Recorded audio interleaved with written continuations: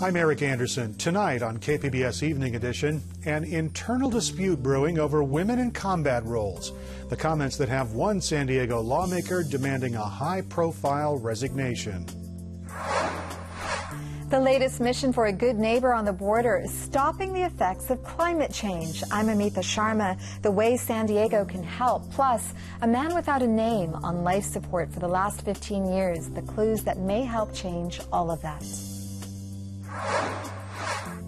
Plus, beyond the black and white, a legacy tainted for Leni Riefenstahl, the woman behind groundbreaking films of the 1930s.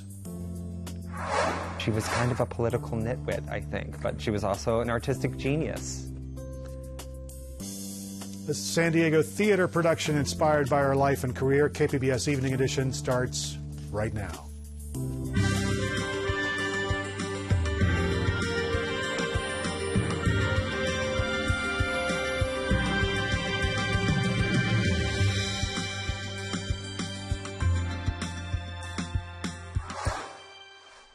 Good evening. Thanks for joining us. Dwayne Brown is off. Qualcomm began laying off more than 1,300 employees in San Diego last week, raising questions about where those workers will go. KPBS tech reporter David Wagner looked into the issue.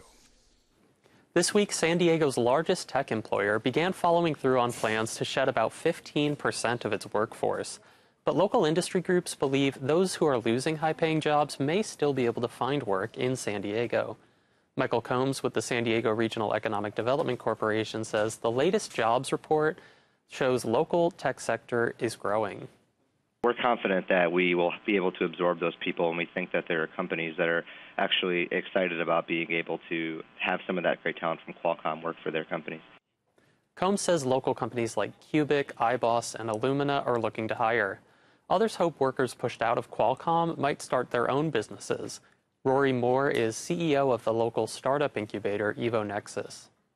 It'll create lots of great opportunities. It'll spread engineering talent around San Diego. My hope is that the great talent that is let go at Qualcomm, they stay in San Diego region. They don't evaporate. Workers being laid off were given 60 days notice. Their last days at Qualcomm will come in November. David Wagner, KPBS News. The Marine Corps Commandant recommends banning women from combat positions. This comes a week after the Marine Corps released the results of a study showing all male combat units perform better than units with women. Navy Secretary Ray Mabus has made it clear that women should be allowed to compete for combat jobs, and that's raising questions about whether he can veto the recommendation. The Mabus comments have upset San Diego Congressman Duncan Hunter. The Republican lawmaker fired off a letter to the Secretary of Defense blasting Mabus for discounting the Marine Corps findings. Hunter wants the Navy Secretary to resign. A longtime Pentagon official may become the first openly gay leader of a U.S. military branch. President Barack Obama nominated Eric Fanning as Secretary of the Army. He's currently serving as the Army's acting undersecretary. He also served as Chief of Staff to the Defense Secretary. Fanning's nomination must be confirmed by the Senate. The nation's second largest doctors group is asking Governor Jerry Brown to veto California's Right to Die bill. From our North County Bureau, KPBS health reporter Kenny Goldberg says the measure would let terminally ill patients get a lethal dose of drugs from a doctor. Religious organizations and advocates for the disabled have repeatedly called for Brown to veto the Right to Die bill. Now, the American College of Physicians is voicing its opposition. The group calls the measure doctor-assisted suicide. The ACP says it's unethical for physicians to participate in the intentional taking of a life. The group says doctors are obligated to do no harm. But the California Medical Association is taking a neutral stance on the bill. The CMA says palliative care should be the first choice, but it believes doctors and dying patients should have a full range of options. Governor Brown has not indicated what he plans to do with the measure. Kenny Goldberg, KPBS News.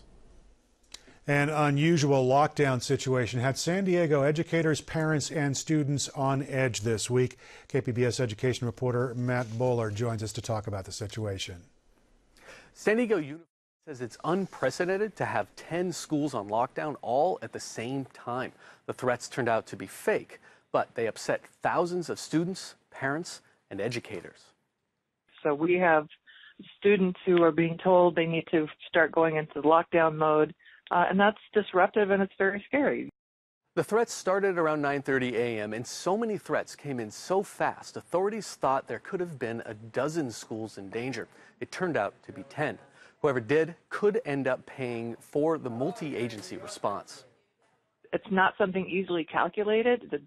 We're definitely interested in trying to look at that, because there have been people who suggest calculate that so that as you arrest somebody, have that person pay the restitution. Cromer says they haven't added up the costs just yet, but that they'll get to it, and it's bound to be a big number. Matt Bowler, KPBS News. There is some renewed optimism today, linked to a story we first brought to you through our news partner, iNewsSource. Officials believe that they're a step closer to learning the identity of a San Diego John Doe. He's been on life support for the past 15 years. Amitha Sharma has an update. He's known as 66 Garage, a random name that was given to him. He was injured in a car crash near the U.S.-Mexico border when he was just a teenager. He can't walk or talk and has both feeding and breathing tubes, and for the past 15 years, he's been on life support in a Coronado nursing home.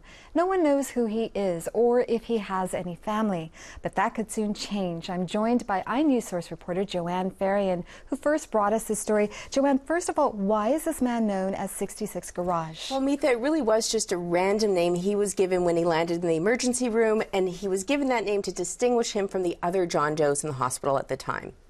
And what is new in this story? Well, let's back up 4 months ago. I interviewed Enrique Morones. He's head of Border Angels.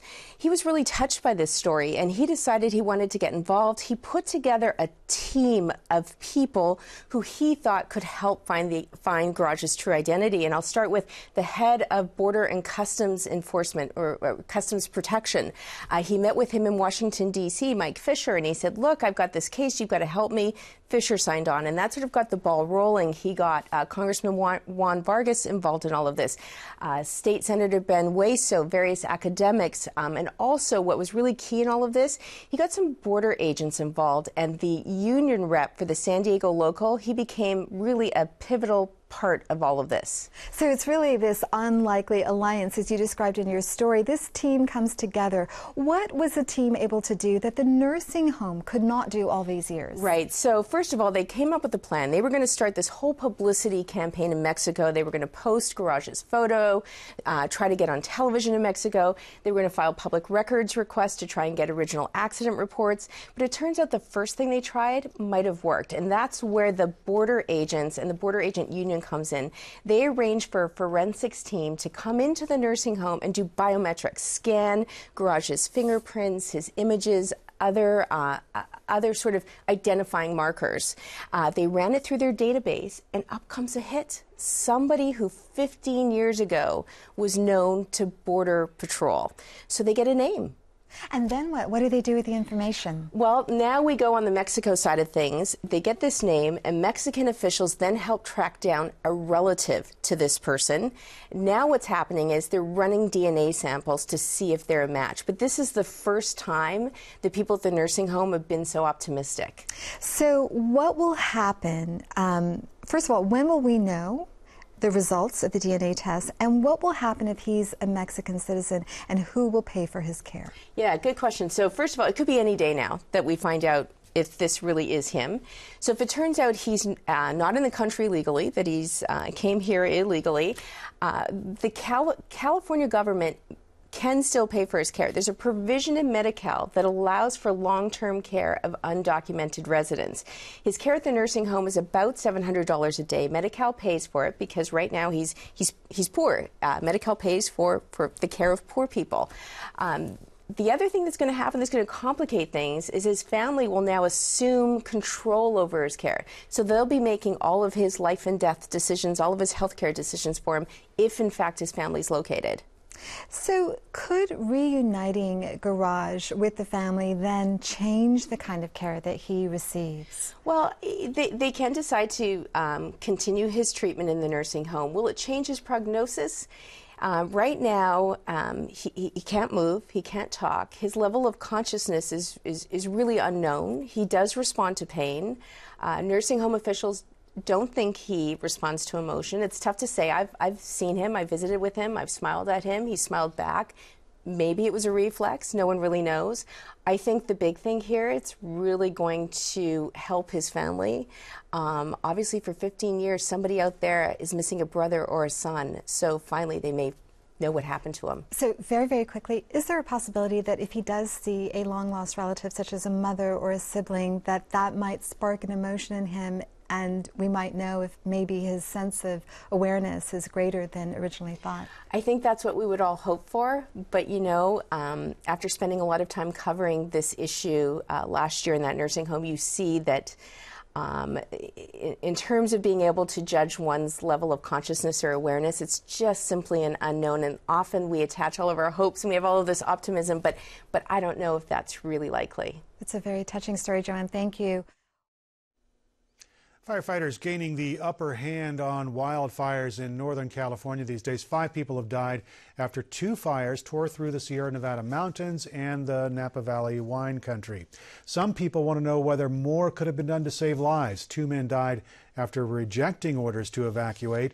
2 others declined offers from loved ones to leave, and they died after they were overcome by the fires.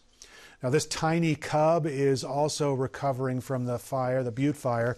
Workers with the Department of Fish and Wildlife found the 4-month-old mountain lion cub in Calaveras County. He was separated from his mother, had burned paws. Animal rescuers say they were able to pick him up, take him to an animal hospital. They've dubbed him Fireclaw, and they also say he probably cannot be returned to the wild. Mission accomplished for 7 sea lions released back into the wild today. SeaWorld's rescue team corralling the lions there. It's part of a statewide effort to rescue marine mammals that were affected by the recent Refugio oil spill. One of the animals has been tagged with a satellite transmitter. Now that's to allow scientists to monitor his movements. We have rescued over 1,000 animals this year. That is record-making for us. To put it in perspective, we normally rescue 200 animals in a year, and we've now rescued over 1,000. So something's going on, but today's the goal. We love when we get to give them that second chance at life and return them back to the wild. Westberg says the numbers of rescues have been going up for several years now, and they're expecting high numbers next year as well.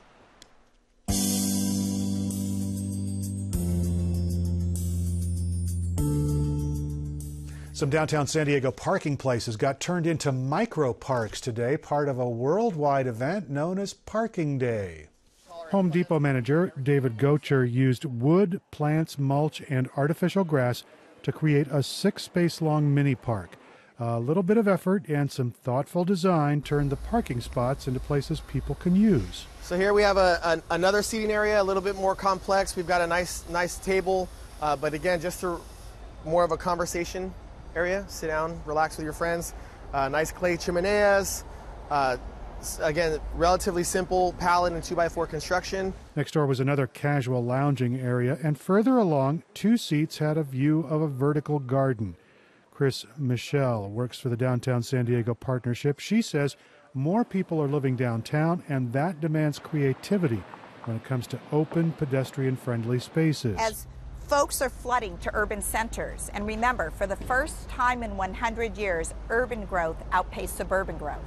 And that's the U.S. Census Bureau. So because of that, more people are flooding to urban centers. And we need to be very creative on how we use that space. And this gives us that opportunity every single year. This is the 4th year that San Diego has taken part in Parking Day. Michelle says thinking creatively about the urban space sandwiched between sidewalks and streets could lead to permanent design changes in San Diego's increasingly populated urban centers. 500,000 cars are under recall orders today. The Environmental Protection Agency ordering Volkswagen to fix them. The agency says the vehicles used software to cheat clean air laws.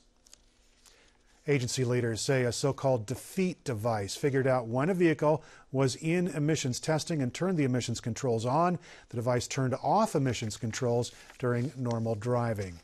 The allegations cover all VW diesel passenger cars sold in the United States since 2008. The German automaker says it is cooperating with the investigation. Good neighbors on the border and the climate change agenda. San Diego, the site of a conference looking at both issues. Amitha Sharma explains. A group of federal advisors met in San Diego this week to come up with a plan to address climate change and its impacts on the U.S.-Mexico border. Paul Ganster is chairman of the Good Neighbor Environmental Board. He joins me to talk about what's under discussion. First, Paul, what is the Good Neighbor Environmental Board? Good Neighbor Environment Board is a federal advisory panel established in the 1990s as part of the effort to address potential negative impacts on the border of the North American Free Trade Agreement. It meets regularly, usually in a border city and in Washington, and is obligated by law to provide an annual advisory report to the President and to Congress on the state of environmental issues on the border with Mexico. And how often is its advice heeded by Congress? Well, sometimes it is by the administration and by Congress because we report to both. But for example, for years we've been advocating binational watershed management along the border, and in a few days the International Boundary and Water Commission, U.S. and Mexican sections, will sign an agreement to begin looking at how to manage the Tijuana River watershed, which is shared between the two countries. There are other areas too where our recommendations have been provoked some action, such as providing surplus first responder gear for Mexican first responders to deal with emergency spills and that sort of thing. And there's a long list going back many years. So what are some of the environmental issues, the climate change consequences that are affecting people along the U.S.-Mexico border? Right. We met here in San Diego to sketch out our next report to the President, looking at the effects of climate change in the border region and suggesting appropriate responses. But in terms of actual effects, increasing temperature, both more summer highs, high temperatures, and low temperatures in the evening will also be higher. So that will have a significant impact on residents in the border. More air conditioning requirements, more energy is needed for that. Because of the increasing temperatures along the border, we're seeing new pathogens in the region and new vectors. Dengue, for example, is moving into the border region as a disease that will be resident here. And why are these issues being discussed right now? Well, because clearly climate change is emerging as a major issue. Particularly the effects are significant. For example, water shortage along the border is ubiquitous. And in part that is due to increasing temperature, less runoff, faster melting of snowpack, and the water supply in the future will be deteriorating in the Colorado Basin, and San Diego depends on the Colorado Basin for some significant percentage of its water. And so what form is that water shortage taking on the other side of the border? Are crops not being irrigated properly? What are some of the manifestations of that? Well, for example, in the Baja California area, Mexicali, Mexico has a yearly allocation of 1.5 million acre-feet, and that's divided for all the urban and agricultural uses. So agriculture in the Mexicali Valley is somewhat stressed. There are shortages, and also there are shortages over the hill here in Tijuana because the Colorado provides almost all of the water for Tijuana. Now, I understand that the public got to weigh in a little bit on what some of the issues are that they're seeing. What did they say? Well, most of the input we had today focused on the issue of really watershed management and effects of climate change, more intense storms on the Tijuana River Valley. And so we heard from the public on that, and we'll consider that as we craft our report. And do you have any idea what your recommendations might be?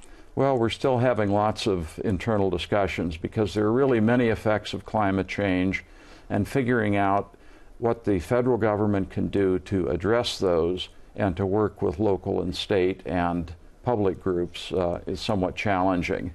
But the board has a good selection of representatives from the federal agencies, tribal representatives from along the border, NGOs, environmental groups, academics, and the private sector. So over the next few months, we'll be putting that together and we'll be coming up with very specific recommendations.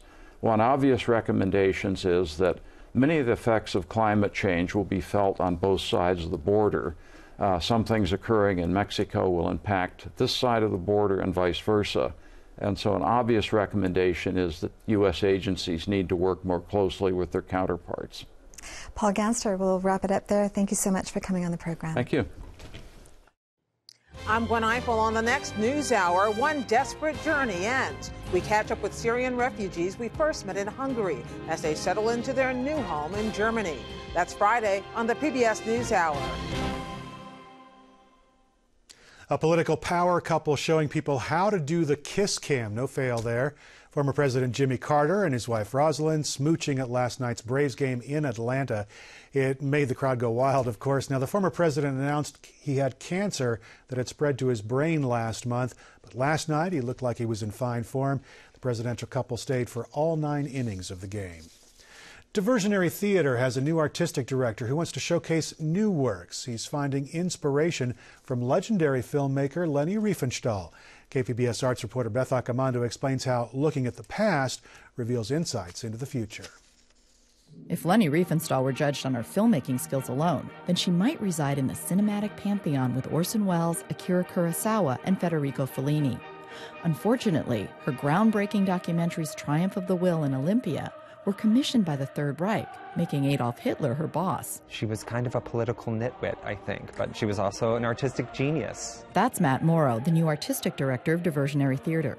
He's directing Amazons and Their Men, a new play based on Riefenstahl's life. To me, her craft and her artistry is undeniable. She really gave us some of the fundamentals of filmmaking with Olympia and Triumph of the Will. And that's why she's fascinating, because she was able to evolve the art form to such a profound degree, and yet she did it at the service of such an evil regime. She's very much a divisive character. She's still controversial to this day.